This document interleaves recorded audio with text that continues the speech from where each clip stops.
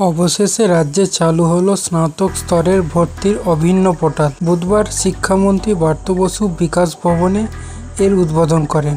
এই সম্বন্ধে আজকে আমরা আলোচনা করব। আপনারা কিভাবে আবেদন করবেন, তার সাথে সাথে এই অভিন্ন স্নাতক যে পোর্টাল অর্থাৎ আন্ডার গ্র্যাজুয়েটেড ভর্তির যে পোর্টাল, সেটি আপনারা কি এই অভিন্ন পোর্টাল, সেই সমস্ত আজকে আমরা আলোচনা করব। ভিডিওটি খুবই গুরুত্বপূর্ণ হতে চলেছে। যারা এবছর উচ্চ মাধ্যমিক পাস করেছেন তাদের জন্য, তারা কিভাবে কলেজে আবেদন করবেন এবং এতে খুবই ইন্টারেস্টিং কিছু জিনিস আছে যেগুলি আজকে আমরা আলোচনা করব। ভিডিওটি অবশ্যই শেষ পর্যন্ত দেখবেন। চলুন ভিডিওটি শুরু করা যাক। 24শে জুন থেকে পড়ুয়ারা পোর্টালের মাধ্যমে আবেদন করতে পারবেন। এই পোর্টালের মাধ্যমে যে কোনো স্বীকৃত বোর্ড থেকে দ্বাদশ শ্রেণীর পরীক্ষার্থীরা উত্তীর্ণ হয়েছেন তারা পড়ুয়ারা দেশের যে কোনো জায়গা থেকে আবেদন করতে পারবেন। এই রাজ্যে 461 কলেজের মধ্যে পছন্দের এক বা একাধিক কলেজে এবং এক বা একাধিক কোর্সের জন্য আবেদন করা যাবে। দেশের মধ্যে এই রাজ্যে প্রথম স্নাতক ভর্তির অভিন্ন পোর্টাল চালু করেছে। এর আগে আমরা দেখেছিলাম যে বিভিন্ন কলেজের ভর্তির জন্য বিভিন্ন কলেজের ওয়েবসাইটে গিয়ে আমাদেরকে আবেদন করতে হতো।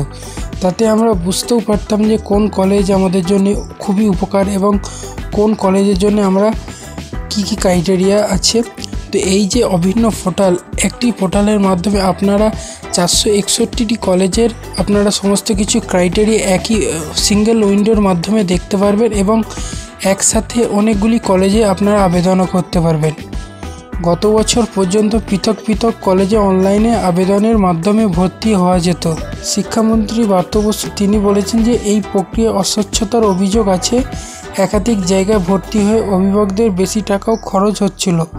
পরে ভালো কলেজের সুযোগ থাকা সত্ত্বেও তথ্যের অভাবে ভর্তি হতে পারেনি অনেকে। এর আগে অধ্যক্ষদের সঙ্গে কলেজ এবং কলেজে হেল্প ডেস্ক খোলার কথা বলা হয়েছিল। ব্রাত্য বসু জানান যে হেল্প ডেস্ক খোলার সিদ্ধান্ত নেয়নি তারা। কলেজে ভর্তির সংরক্ষণ নীতি বজায় থাকবে। কলেজে ভর্তির ক্ষেত্রে পুরনো ওবিসি সার্টিফিকেট আগের ছাড়াই থাকবে।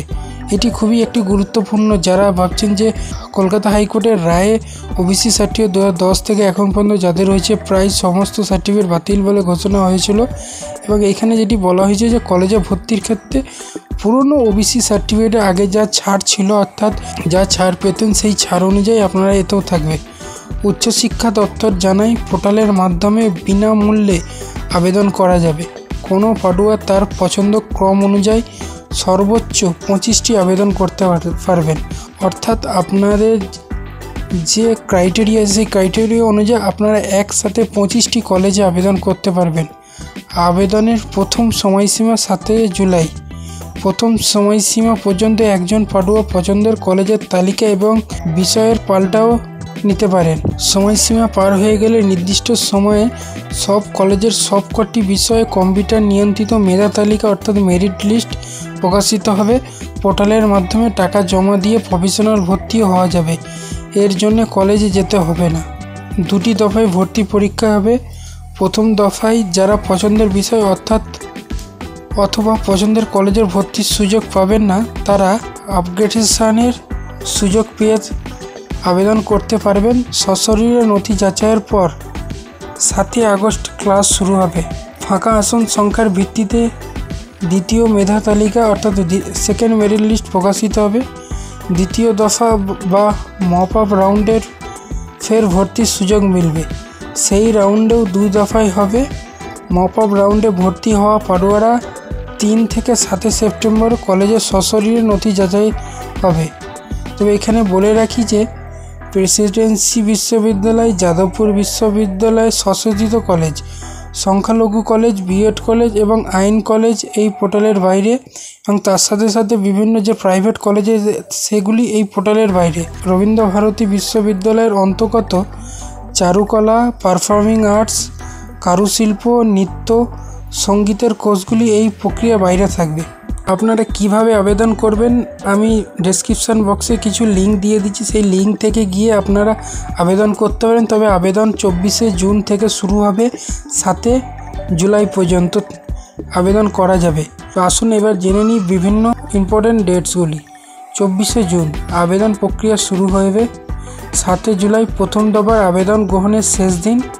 12 জুলাই প্রথম দফার মেধা তালিকা প্রকাশ অর্থাৎ ফার্স্ট মেরিট লিস্ট প্রকাশ হবে 12 জুলাই। 18 জুলাই প্রথম দফার ভর্তি শেষ। 23শে জুলাই আপগ্রেডেশন রাউন্ড। 26শে জুলাই আপগ্রেডেশন রাউন্ডের ভর্তি শেষ। 6 আগস্ট কলেজের নথি যাচাই হবে। 7 আগস্ট ক্লাস শুরু হবে। এরপর মপ আপ রাউন্ড শুরু হবে।